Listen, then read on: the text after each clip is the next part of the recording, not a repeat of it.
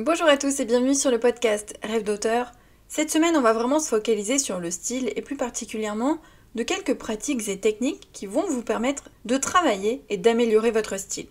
Mais avant de commencer, sachez que mon nouveau challenge 10 jours pour améliorer son style est disponible sur la boutique du site rêvedauteur.fr. Ce challenge, il a pour but de vous aider justement à travailler votre style, à améliorer votre style avec des techniques fiables. On va voir les bases, les fondamentaux. C'est vraiment un court challenge, donc 10 jours seulement, avec un exercice par jour. Il est simple à prendre en main, parce que le but c'est qu'il soit vraiment facile à caser dans votre emploi du temps. Le but c'est pas de suivre une longue formation qui va vous prendre des heures, mais vraiment un petit challenge, un livret, vous allez pouvoir imprimer, et tous les jours vous allez pouvoir réaliser un exercice qui va aborder, qui va vous aider à travailler sur un thème précis, c'est-à-dire que chaque jour on se focalise sur un élément, sur un point précis. Le challenge est donc disponible, comme je vous l'ai dit, sur le site rêvedauteur.fr, donc dans l'onglet boutique, et il est à prix réduit jusqu'au 17 novembre seulement. Revenons à notre épisode. Le style d'un auteur, c'est ce qui distingue ses textes. C'est sa touche personnelle, sa façon de s'exprimer et de raconter une histoire à l'écrit. C'est finalement ce que vous dites et comment vous le dites. Un bon style, ça peut rendre une histoire inoubliable, tandis qu'un style un petit peu maladroit, ça peut faire perdre l'attention du lecteur. Et même si le style est assez instinctif, naturel, un petit peu comme notre façon de parler, il est quand même possible de l'améliorer tout au long de votre carrière. C'est d'ailleurs plutôt une bonne nouvelle. Avec la pratique, bien sûr, en vous formant, mais aussi en réalisant des jeux et des exercices d'écriture. Dans le challenge 10 jours pour améliorer son style, je vous propose vraiment des techniques utiles, mais plutôt classiques. C'est-à-dire du 100% garanti, j'ai choisi, comme je vous l'ai dit, des bases, des fondamentaux, qui vous serviront à coup sûr. Du coup, dans cet épisode, pour que ce soit pas redondant, pour pas vous parler de la même chose, pour pas avoir le même contenu, on sort des sentiers battus et je vais vous proposer des techniques et des exercices, disons un peu plus originaux, que vous allez pouvoir tester, éventuellement adopter, pour améliorer votre style et peaufiner à terme vos romans. Première technique, l'écriture musicale. Alors là, il va s'agir de synchroniser vos mots avec un rythme. En fait, il faut choisir une chanson ou un morceau de musique avec un rythme particulier, que ce soit rapide ou lent. Commencez par une musique qui vous inspire vraiment, c'est-à-dire une musique ou une chanson. Alors, idéalement, je vous conseille quand même qu'il n'y ait pas de paroles. Mais bon, vous pouvez aussi choisir avec des paroles, disons que c'est un peu plus facile de se concentrer s'il n'y a pas de paroles. Mais choisissez une musique qui provoque en vous quelque chose, qui provoque des émotions, vraiment qui vous fait vibrer d'une manière ou d'une autre, que ce soit d'un côté positif ou pas forcément positif, et essayez d'écrire un passage en suivant son tempo. En fait, ça va vous obliger à structurer vos phrases en fonction d'un rythme extérieur. Ça peut être plus rapide, ça peut être plus lent, ça peut être en alternance. Ça peut vous créer une émotion dramatique, ça peut vous donner envie de voyager, ça peut vous faire sourire. C'est un excellent exercice pour créer une dynamique différente, pour vous écarter un peu de ce que vous connaissez, de ce que vous faites d'habitude, de ce que vous écrivez habituellement. Et en plus, si vous êtes sensible en fait à ce que vous provoque la musique, ça va vous aider à trouver les mots, ça va vous aider finalement à écrire l'émotion. Deuxième technique, c'est l'inversion des sens. L'idée, c'est d'échanger les sens dans une scène descriptive. Par exemple, de décrire des sons comme des couleurs ou de décrire des goûts comme des textures. Vous le savez, dans un texte, on vous conseille d'utiliser les 5 sens. Donc c'est intéressant en fait d'apprendre à les manipuler. Et surtout ici, ça va vous aider à travailler votre imagination. Les images que vous créez et que vous provoquez. Vous n'êtes bien évidemment pas obligé de les utiliser ensuite dans vos textes. Tous les exercices dont je vais vous parler ici, c'est des choses que vous pouvez faire en dehors de vos romans. C'est vraiment des jeux, des exercices d'écriture pour vous, pour booster votre style, pour vous entraîner, pour être plus à l'aise, pour tester de nouvelles choses, sans la pression du roman ou de l'écriture d'un roman. Donc c'est un excellent exercice pour enrichir votre vocabulaire et pour enrichir votre répertoire de mots. Exemple, le silence feutré des rayonnages sentait la poussière vieille de plusieurs siècles. L'odeur sucrée de la barbe à papa s'enroulait autour de ses doigts comme une soie douce. Donc en fait ici l'idée c'est de jouer avec les sens et pour décrire un goût par exemple on va utiliser un autre sens, c'est-à-dire du vocabulaire qui normalement est utilisé pour décrire un autre des 5 sens. Troisième technique, c'est le collage littéraire. Ici, vous allez prendre des phrases de différents livres, que ce soit des livres publiés ou des livres que vous avez écrits, qu'importe, choisissez ce que vous voulez. Découpez-les, que ce soit littéralement, c'est-à-dire que vous découpez vraiment avec les ciseaux, que ce soit mentalement, donc juste dans votre tête, ou que ce soit en les écrivant. Vous pouvez parfaitement, vous, les réécrire par exemple au crayon. Faire des petits papiers, pourquoi pas. Et ensuite, réassembler les phrases dans un ordre inattendu. C'est un exercice qui est plutôt original, parce qu'en fait, il va vous permettre d'apprendre à varier les structures, d'apprendre à varier les formulations, et de découvrir finalement d'autres facettes de la langue française. Parce que, quoi qu'on en pense, on a des habitudes, on va dire, d'écriture, c'est-à-dire qu'on utilise souvent les mêmes structures, même si on en utilise plusieurs, hein, on a quand même nos préférences quelque part. Et comme on l'a dit, le style c'est quelque chose d'instinctif, donc on a des structures qui vont nous venir naturellement. Et le but ici, c'est d'essayer de voir autre chose, d'essayer de voir d'autres structures, d'essayer de voir d'autres idées, d'essayer de voir d'autres formulations pour pouvoir ensuite les réutiliser dans son roman, pas forcément au moment de l'écriture parce que on n'y pense pas toujours, mais au moins au moment de la relecture ou de la réécriture. Quatrième technique, c'est le dézoom narratif. Imaginez une caméra qui est figée sur un détail du décor. Cette caméra, ensuite, elle va dézoomer progressivement pour envelopper de plus en plus d'éléments de la scène, de plus en plus d'éléments du décor. En fait, c'est l'idée de cet exercice. Vous allez écrire une scène en commençant par un détail, vraiment un petit élément, par exemple un objet ou même un bout d'objet. Imaginons, c'est une petite horloge sur la cheminée, c'est le coin d'un cadre photo, c'est le bout du tapis au sol, etc. Et ensuite, vous allez élargir progressivement le focus jusqu'à couvrir toute la pièce ou tout le lieu. Et en fait, c'est un très bon exercice pour travailler ces descriptions, pour varier le vocabulaire, et surtout, pour faire le focus sur certains éléments en laissant les autres de côté. Ça va vous aider en fait à jongler avec les descriptions, à jongler avec qu'est-ce que je décris, par quoi je commence, est-ce que je dois tout dire, comment est-ce que je fais pour me focaliser sur un élément précis, parce que quand vous êtes sur le zoom le plus élevé au tout début et que vous n'avez qu'un élément, forcément vous allez vous focaliser sur lui, sa texture, sa forme, sa taille, sa couleur, etc., etc. Alors que quand on a toute une scène, finalement on passe parfois un peu rapidement sur les différents éléments et en fait on en oublie l'essence de la description qui est de s'attarder sur certains éléments, d'utiliser notamment les 5 sens, de se focaliser sur ce qui peut éventuellement marquer le lecteur. Donc ici ça va vous obliger à vous focaliser petit à petit sur des éléments en oubliant en fait ce qu'il y a autour. Cinquième technique, c'est le chronomètre. Donc, donnez-vous un temps limité pour écrire une scène ou une description. Alors, ça peut être 5 minutes, ça peut être 10 minutes, pas plus de 10 minutes, parce que sinon, finalement, vous allez casser un petit peu le but de l'exercice, et vous pouvez même aller plus loin. 1 minute, 2 minutes, 4 minutes, c'est-à-dire augmenter progressivement, ou alors faire des durées différentes en fonction des séances. Une fois vous faites 1 minute, une fois vous faites 4 minutes, et ainsi de suite.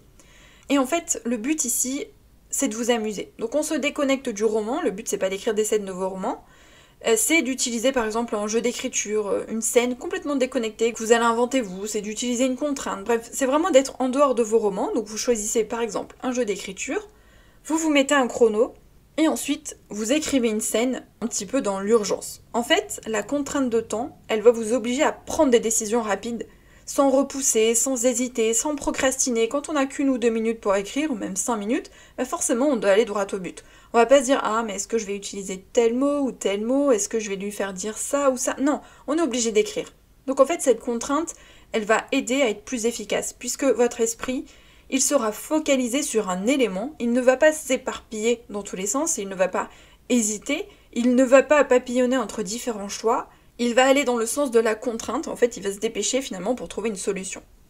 D'ailleurs, ça peut même être amusant de le faire à plusieurs, de lancer un jeu d'écriture ou une contrainte, de lancer un temps court et ensuite de comparer les résultats. C'est forcément intéressant de voir ce que les autres ont écrit à partir du même jeu d'écriture ou à partir de la même contrainte dans un temps limité. 6e exercice, 6e jeu d'écriture, ce sont les angles multiples. Je pense que vous avez déjà vu cet exercice. L'idée c'est de décrire un événement ou une scène du point de vue de plusieurs personnages différents. Ici moi je vous conseille 3 personnages.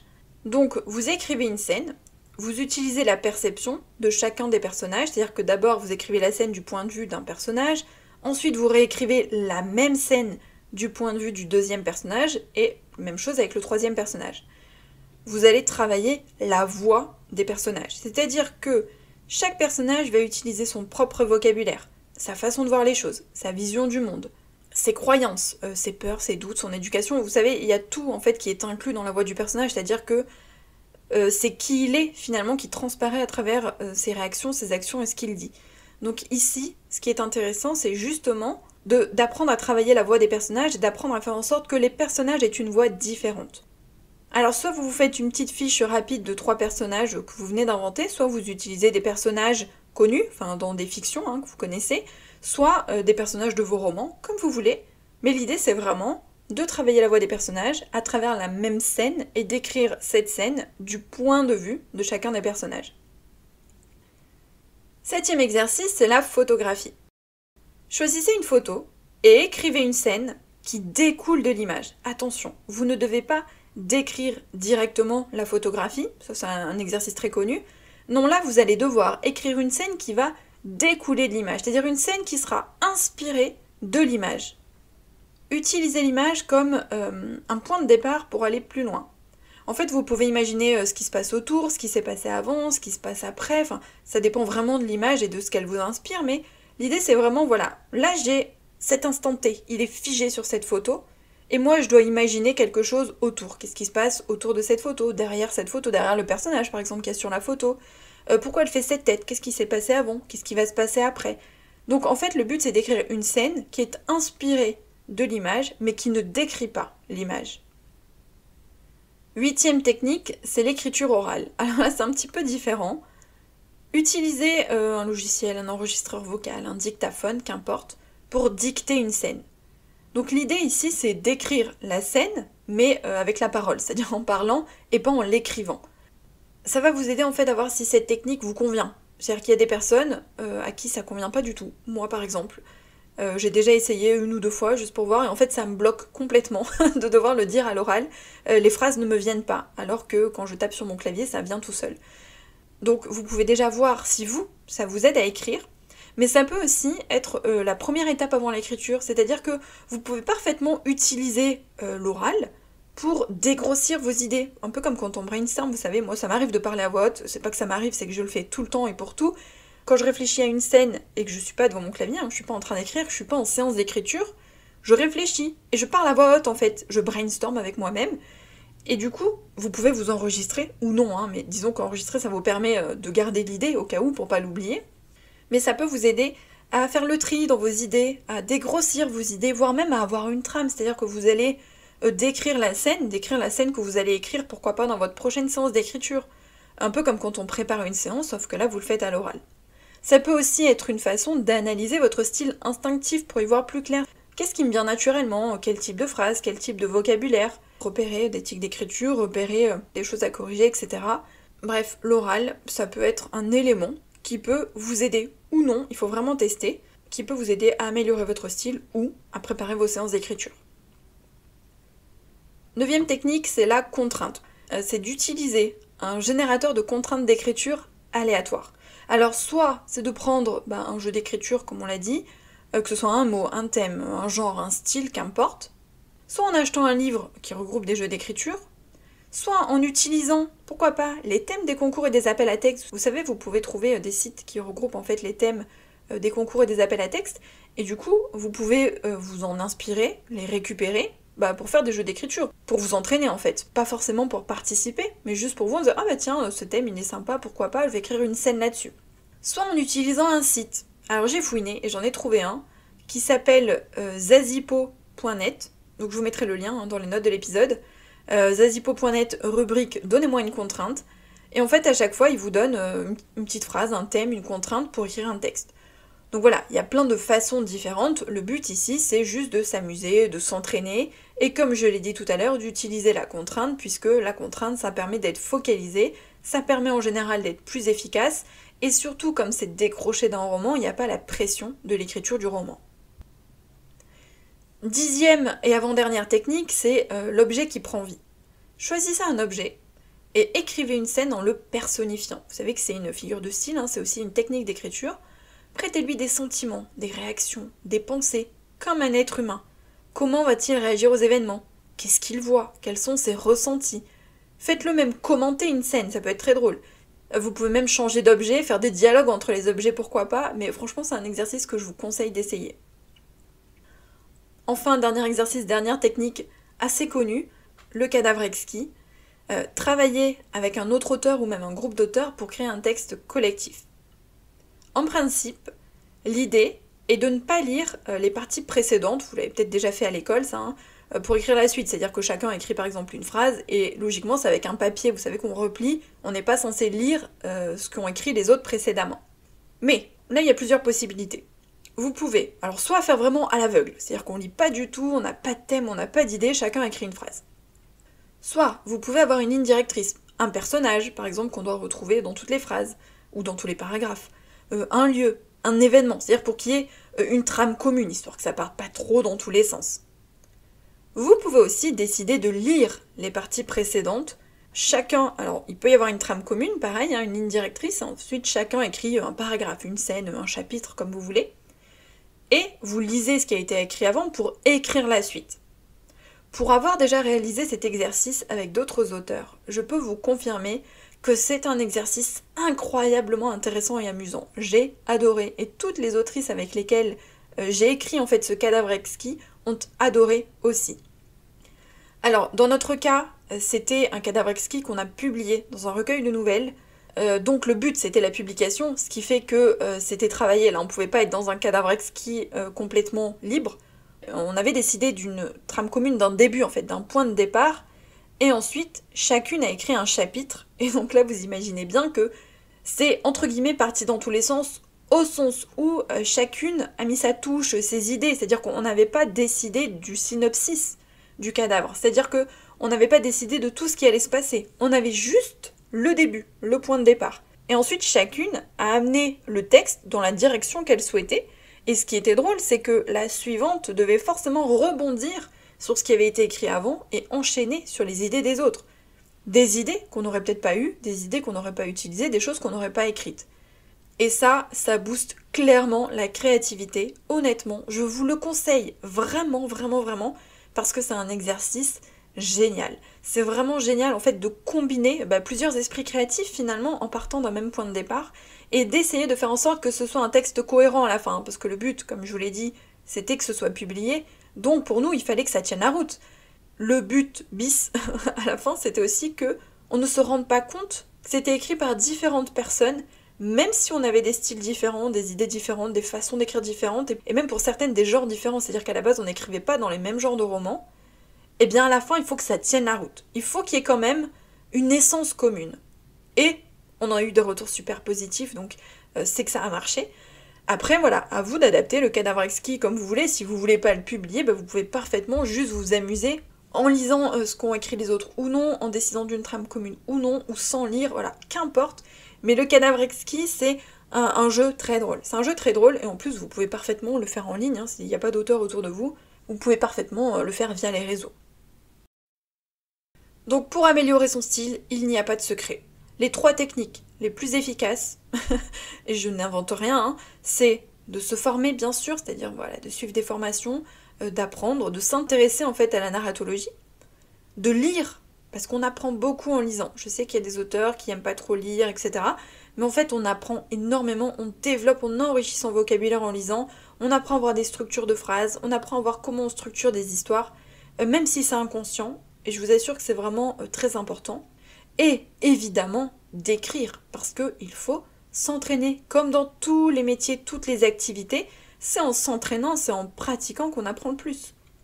Et pour s'entraîner, oui, il y a l'écriture de romans, mais pas que. Les jeux d'écriture, les exercices d'écriture, les petits challenges comme ceux que je vous propose, les nouvelles, les novellas. Il y a plein de façons en fait d'écrire, même du journaling, même de s'entraîner à du storytelling, enfin ce que vous voulez. L'important c'est d'écrire. D'écrire en essayant de structurer ou d'avoir une contrainte ou d'utiliser du vocabulaire. Vous pouvez aussi vous mettre des contraintes de vocabulaire, de champ lexical. Enfin, il y a vraiment de multiples possibilités. Je veux dire, c'est sans fin. Vous pouvez trouver des milliers et des milliers d'idées différentes. Alors, vous n'êtes pas obligé de vous entraîner chaque jour, sauf si vous faites un challenge, mais vous pouvez au moins essayer de vous entraîner régulièrement. Boostez votre répertoire de mots, votre catalogue syntaxique, les images ou les expressions que vous utilisez. C'est en pratiquant que vous allez progresser. J'espère que cet épisode vous a plu comme toujours. N'oubliez pas d'aller jeter un petit coup d'œil au challenge 10 jours pour améliorer son style. dans lequel, je vous le rappelle, on revoit les bases, les fondamentaux pour avoir un style impactant. Toutes les infos sont sur le site rêvedauteur.fr dans l'onglet boutique. Et nous on se retrouve la semaine prochaine pour un nouvel épisode. Bye!